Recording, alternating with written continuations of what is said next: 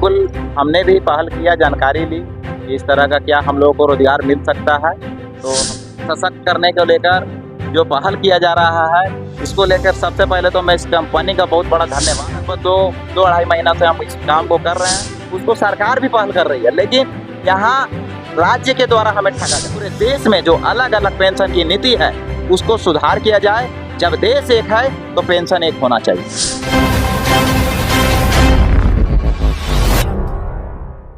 इस वक्त हमारे साथ एक ऐसे शख्स है जो कि उनकी जज्बे की अगर हम बात करें तो वो कहने वाली बात होगी शर्मनाक होगी, क्योंकि वो एक दिव्यांग हो के भी जोमेटो का काम करते हैं और वो काफ़ी महीनों से साल से यहाँ पे राजभवन के समक्ष धरना प्रदर्शन भी करते हुए नजर आए हैं, पर उनकी मांगे अभी तक पूरी नहीं हुई और अब वो जोमेटो का काम स्टार्ट कर दिया। हम सीधा उनसे ही जुड़ते हैं, बात करते हैं, जानते हैं उनका इस पर क्या कहना है, क्यों वो जोमेटो का काम स्टार्ट किए, क्या कारण रहा। अब आप धरना प्रदर्शन के साथ साथ आप ये काम भी स्टार्ट कर दी, क्या कारण रहा कि आपको जोमेटो का सहारा लेना पड़ रहा है? सबसे पहले आपके चैनल के माध्यम से सभी दर्शकों को जोहार, नमस्कार। और हमारा धरना आज 350 दिन हो चुका है। बड़ा शर्म का विषय है सरकार के लिए कि राज्य के दिव्यांग जनों को अपने मांगों को लेकर 1 साल तक धरना देना पड़ रहा है।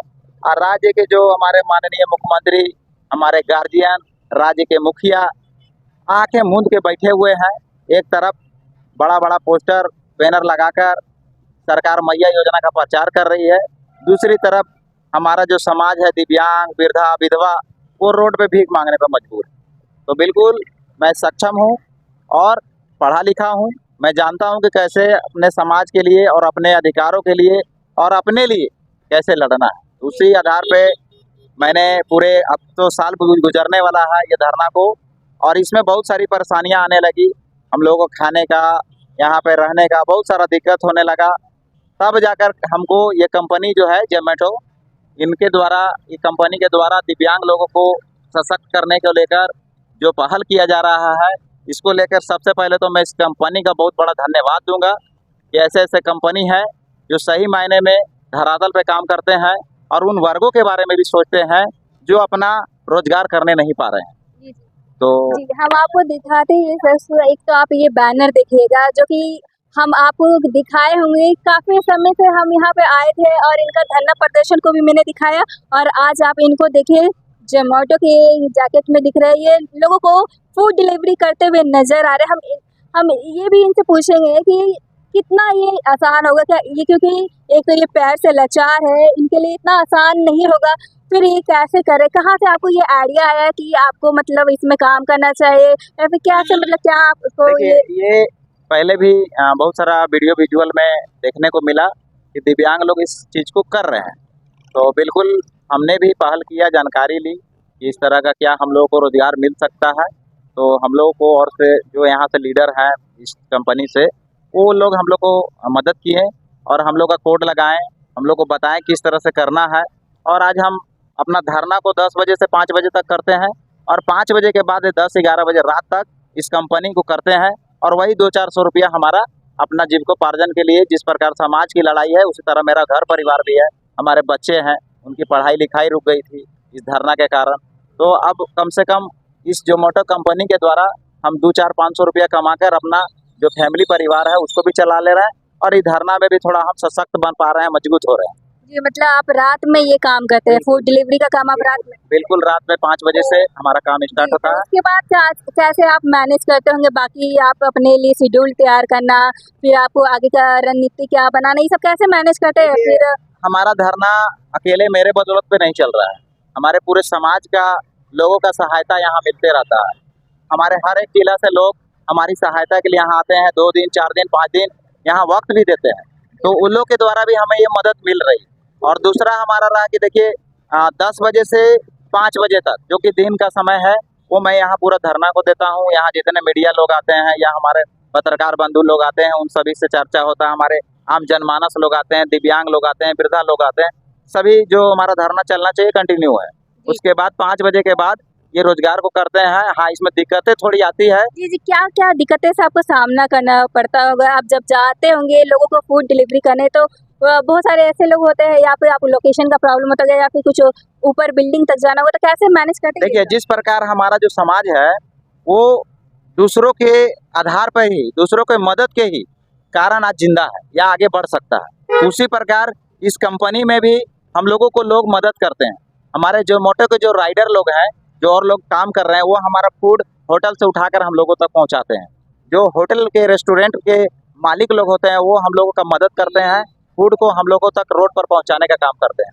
और जब हम पहुंचाने जाते हैं जहाँ 4 तल्ला 8 तल्ला बिल्डिंगें होती है, 20 तल्ला की बिल्डिंगें होती है, वहाँ के जो कस्टमर होते हैं वो हमारी मदद करते हैं कि नहीं, आप नहीं चल के आ पाइएगा तो ठीक है, हम आपके लिए नीचे आ रहे हैं।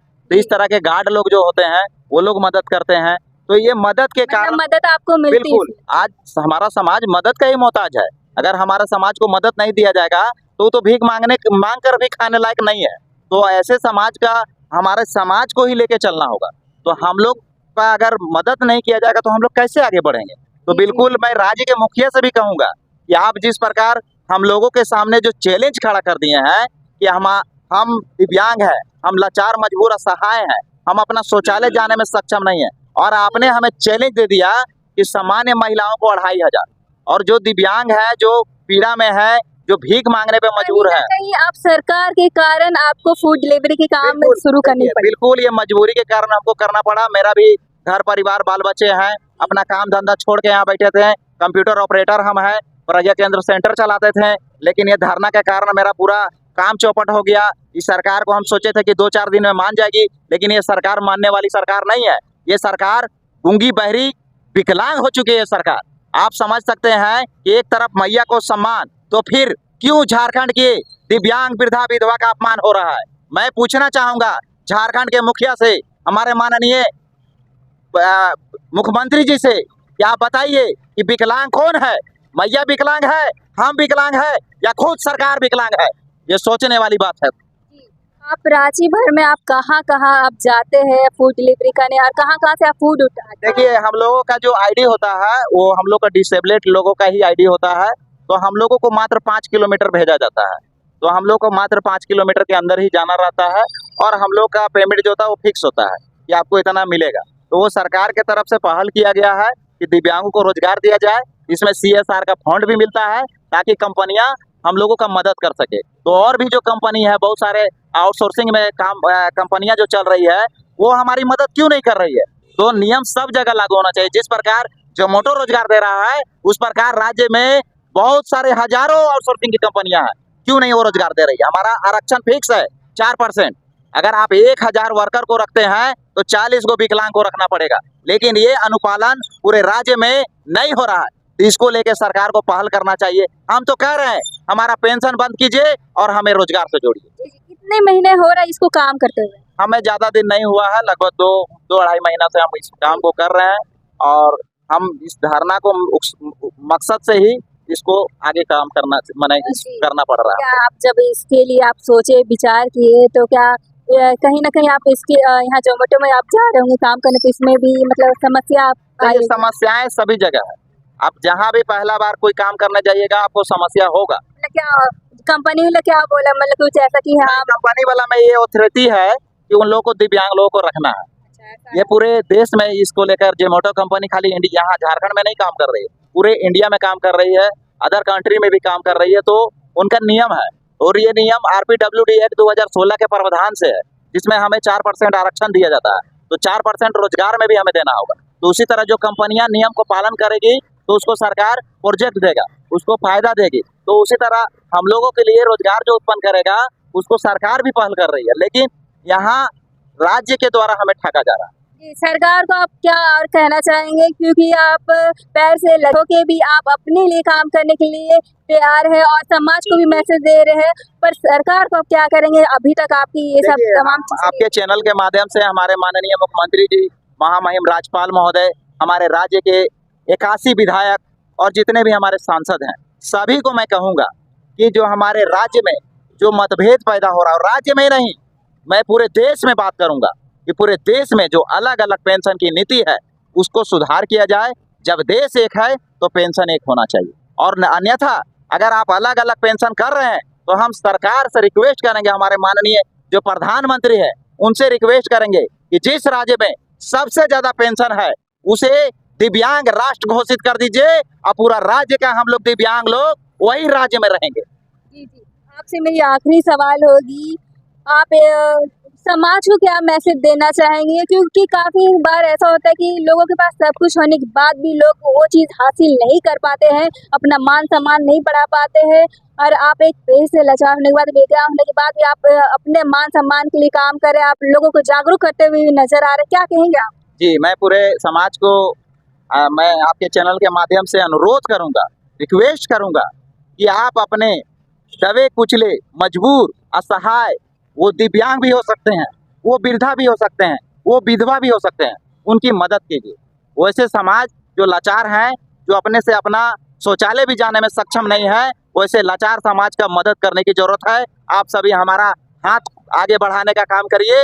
हम लोग आगे बढ़ने के लिए तैयार हैं, हमें भी लालसा है, हमें भी उम्मीदें हैं, हमें भी आगे जीना है, हम भी चाहते हैं हमारा परिवार, बाल बच्चा, हमारा नाम रोशन हो। तो बिल्कुल आप सब, अगर पूरा समाज, आम जनता जाग जाएगा तो हम सभी एक समाज में एक खुशी-खुशी जिंदा रह सकते हैं। जी, आपका परिचय? जी, मेरा नाम ओम प्रकाश चौहान, झारखंड दिव्यांग आंदोलन संघ से प्रदेश अध्यक्ष। जी, ओम प्रकाश जी, आपके जज़्बे को सलाम करते हैं और आप सबको भी इनकी कहानी से सीख लेनी चाहिए, क्योंकि बहुत बार ऐसा होता है कि हमारे पास सब कुछ होने के बाद भी हम वो चीज़ हासिल नहीं कर पाते हैं और ये दिव्यांग होने के बाद भी, पैसे लाचार होने के बाद भी जोमेटो का काम कर रहे हैं और लोगों को जागरूक करने का भी काम कर रहे हैं कि कोई भी काम छोटा बड़ा नहीं होता है, अगर आप में जज़्बा है तो आप कुछ भी हासिल कर सकते हैं।